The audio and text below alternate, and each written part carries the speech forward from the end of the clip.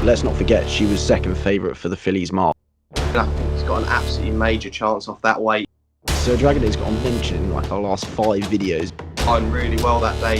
Who knows what that horse is going to bring. Axana, as you said, the German Raider. I think you're taking your chance with a dive, but I do think he's the one to beat.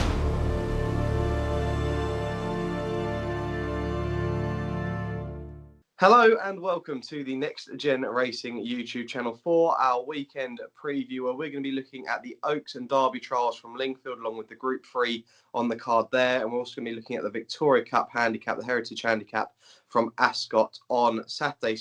Plenty of sporting action over Saturday. You've got the likes of Canelo versus Saunders in the boxing, and Jack, on Sunday I celebrate my birthday and we see the last games in League One where Portsmouth just need one more win to make it into the playoffs. Can we do it? It's not long till we're going to be at Wembley, Sam, is it? That brilliant day. Everyone's back together, a few beers at Wembley, and then bang, championships, here we come. Can't wait. That's it. That's where we're heading. That is exactly where we're heading. But we'll get straight into the racing and kick things off with the 2:15 from Lingfield, which is the Oaks Trial Fillies Stakes, over a mile and a half. It's a listed contest. Technique is currently your 5-2 favourite. Willow is 11-2. Ocean Road 6-1. Loving Dream is 15-2. Nasher is 8-1, along with Saver Forest, and 10-1, and Bigger the rest. Jack, this is a quite an open race compared to the Derby trial that we're going to get onto in a minute. The favourite here has taken a slight knock today at Chester, where Verco was beaten. Now, there are obviously excuses for horses at Chester. It sometimes doesn't suit certain horses. Is the favourite in this one definitely worth taking on? I would say so. I think Technique ran a great race in behind Worko, of course, receiving £5 from the boys in amongst Uncle BRIEN as well. That's a good bit of form, but again, as you say, it's probably a little bit too short for me at 2-1. I think there's a good bit of form in there with Noon Star. Now, both Ocean Road and Loving Dream have both finished behind Noon Star on their last 2 runs, and I think they're very hard to split. You've also got, of course, the full sister to Found Divinely in there, but I think for me, I'll be looking at that form with Noon Star. I think she has a good chance in the Oaks from Wetherby, of all places, of course, stoutly bred, but I'm probably just going to side with Loving Dream out of the 2. Ocean Road opposed to on at Nottingham on soft ground. Was wondering all over the place, very green on debut. Next time out, quickened up smartly at Lingfield, but Loving Dream has fitness on her side. She finished 6 lengths clear of the 3rd at Wetherby, and although I think the mile 3 furlongs will be to the maximum of her capacity, she's not entered in the Oaks, but she does have a Ribblesdale entry. I think there's stamina on the dam side, and I think it's 7-1 with fitness on her side. I'll just be siding with her. Yeah.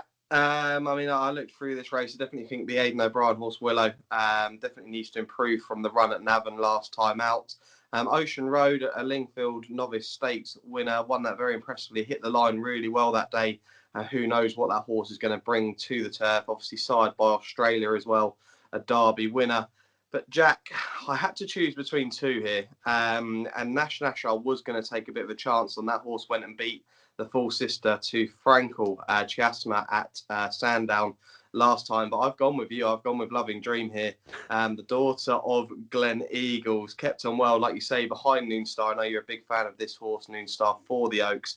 Out of Glen Eagles and a Danehill mare. Now, looking at it, it's a half sister to a 7 furlong to a mile winner. I think you're completely right. Maybe sort of this horse, maybe sort of a mile 2, maybe the max. But you never know with the breeding. Sometimes it can really turn up the books and the horse could end up staying further. And I'm going to be taking a chance each way in a race like this. I think the favourite's certainly worth taking on. So for myself and Jack in the Oaks trial, it's going to be Loving Dream each way. Right, on to the Derby Trial Stakes now, another listed contest, the 2:50 from Lingfield. This horse last time was won by English King. The horse was raved about after winning the Lingfield Derby Trial. And previously, prior to that, that was Anthony Van Dyke who won this race, who went on to win the Derby in that massive blanket finish back in 2019.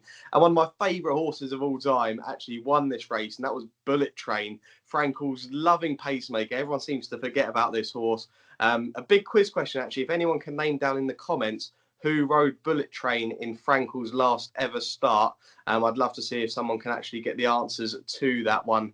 Obviously in the same colours, trained by Sir Henry Cecil. So I'd love to see if anyone can get that right down in the comments. But we'll go through the betting of this year's Derby trial. AIDAN is your 6-4 favourite here. Kyprios 7-2. Hurricane Lane is 5-1. Scope, Your Beer are both 8-1. Verco is 10-1. Probably not going to run here after the run at Chester midweek. Carlisle Bay is 12-1. Dancing King is 12-1 and 14-1, and bigger the rest. Now, first of all, Jack, I think we've just got to mention that High Definition won't be going here. That was the initial plan.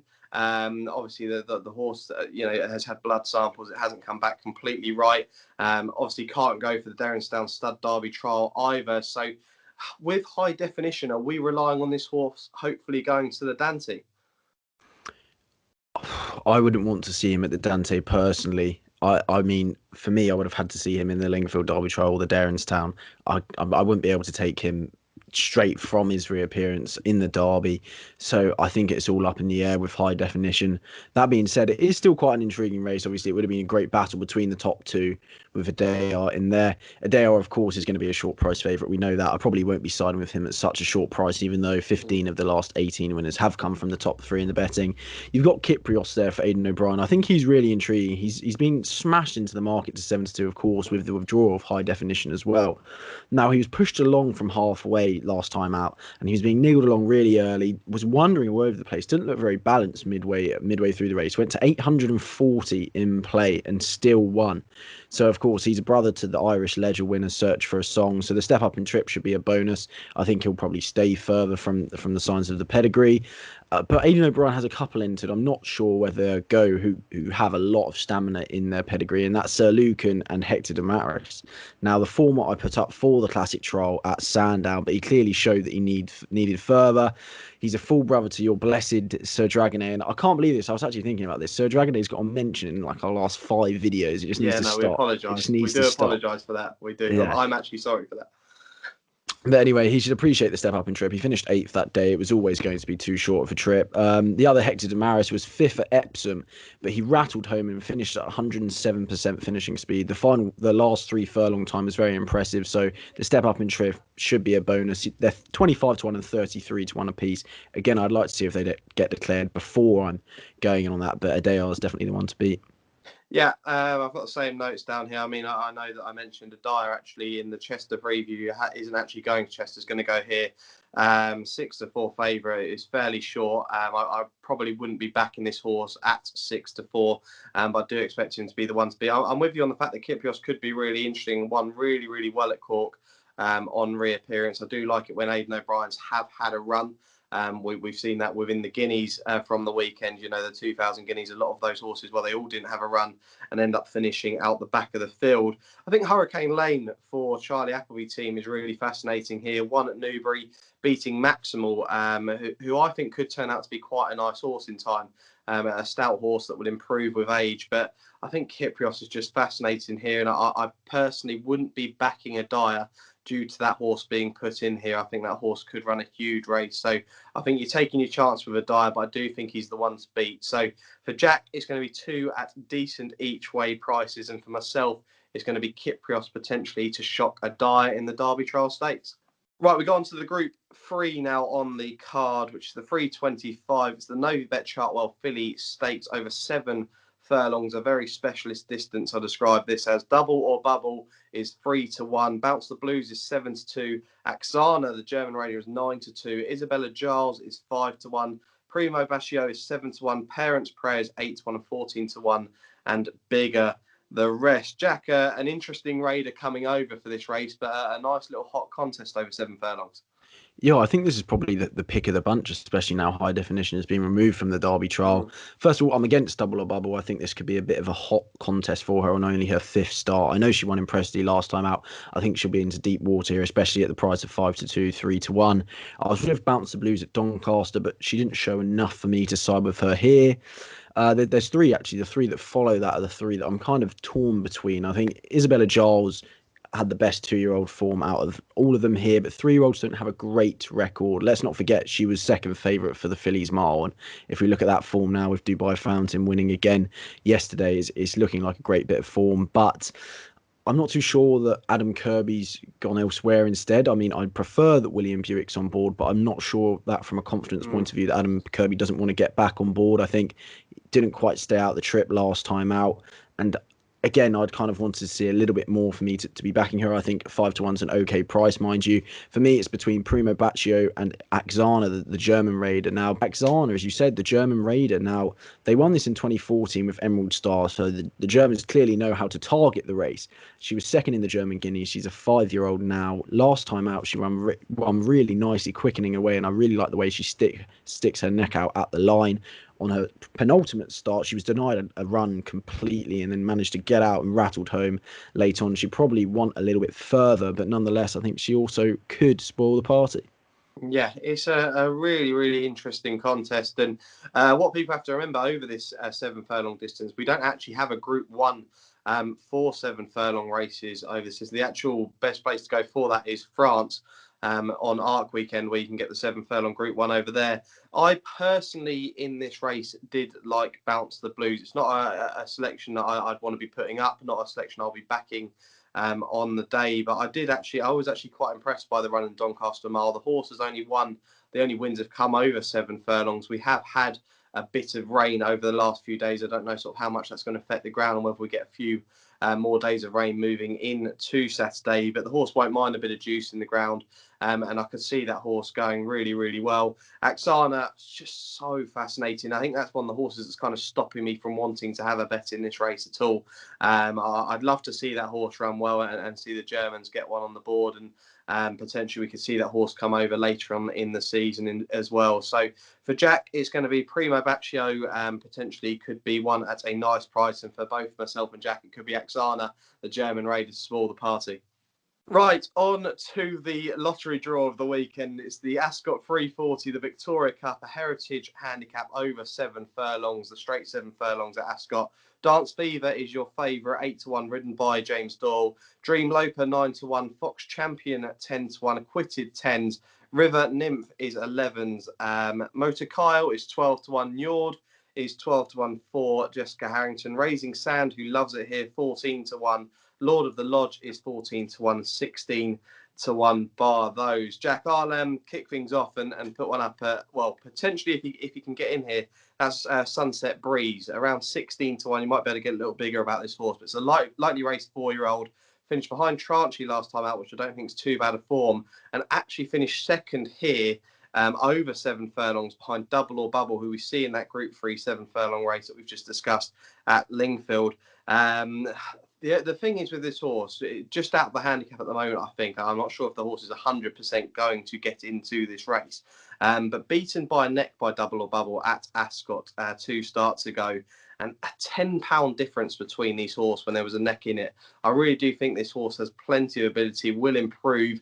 Luke Morris on board the Sniper. I'm sure he's going to give this a big sort of trampoline ride, as I like to call it, from Luke Morris, and could come really late. But if he does get in, I think he's got an absolutely major chance off that weight.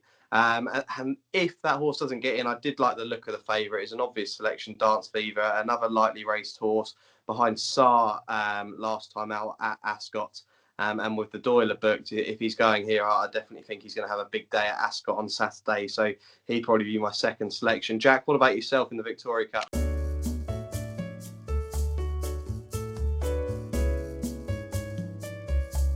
Right, before we leave you guys, we'll just go over sort of our other selections for the week. And I haven't actually got selections, but I'm actually very excited to see the Derrinstown Stud Derby Trial, the Group 3 on Sunday. We actually could potentially Max Swinney here, the Vertem Futurity winner. Obviously, we didn't see that horse in the Guineas. We ended up seeing a horse for the same combination in Poetic Flair, who went and won that race. I'm excited to see that horse, but there are a lot of Aidan O'Brien hot pots in there, a lot of course and distance winners in there as well. So definitely one to watch on Sunday. I'm really looking forward to watching the Derby Trial over there. Jack, what about yourself? You got a couple of selections for the viewers? Yeah, so there's a couple for the weekend, both on Saturday. The first is in the first race at Ascot, and that's Dream Loper, who you'll find at the head of the Victoria Cup market. Now, she's already been jocked up with Tom Marquand on board at Ascot in the first race at 155, that is. So I think she has a great chance. She's 10-3 at the minute. She's off a rating of 91. She won here last year on her last start at Haydock. She was travelling really nicely up to the 2 pole with Pat Dobbs on board. He had to wait for a bit of room until quite late on. Finished really nicely. So I think off a mark of 91, I think she's probably a bit well in there. She's 10-3, and I can't see her going off 10-3 on the day. Right, that's it for today's video. We'll be back with you guys on Tuesday with our feature video, which will be the Dante Festival preview, which is going to be excellent to film. I often look at the Dante as one of the better Derby trials. I do enjoy watching that race, so we're looking forward to previewing that. If you haven't already, do subscribe to the channel, give the video a like, and like I said, if you do know who rode Bullet Train, Frankel's last start, do whack it down in the comments. I'll be intrigued to see how many people can get that right without cheating and looking. But yeah, thanks very much for watching, and we'll see you guys on Tuesday for our feature video.